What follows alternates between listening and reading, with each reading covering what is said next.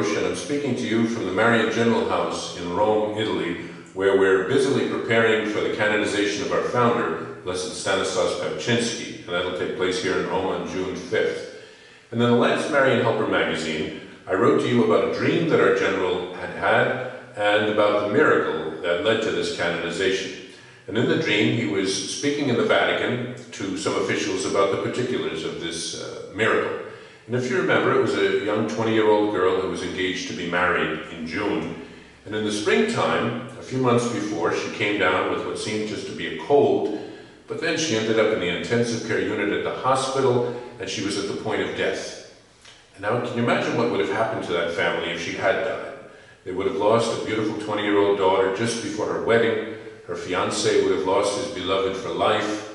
There would have been a funeral, such a tragic, sad situation. And afterwards, what would have happened? Very often people are tempted to anger and to bitterness toward God. They can even lose their faith over something like that. But in this case, thank God, through the intercession of Blessed Stanislaus, the woman, after almost dying, was able to have her wedding on the planned day in June. And now she's perfectly healthy, she's married, she has two beautiful children, and many people in this family have deepened their faith as a result of this great spiritual experience they had. So it's not surprising that when the Superior General is recounting this story in the dream to the Vatican, that he seemed to see these demons coming out of the woodwork, because you can imagine how angry they were that God had triumphed, this triumph of good over evil.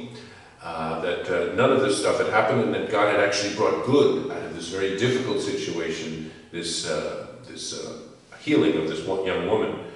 And it's not surprising also that at the end, the thing that was effective in repelling these demons was the rosary, because our founder, Blessed Stanislaus, had great love for Mary and her Immaculate Conception. She was never touched by any stain of original sin, even from the first moment of her conception. So the evil one never had any hold over her. So he hates the rosary and he hates Our Lady. But Our Lady is always going to help us to be on the right track and help us to do what God wants and to do God's will. So don't forget to pray the rosary. It's a wonderful way of staying on the right track.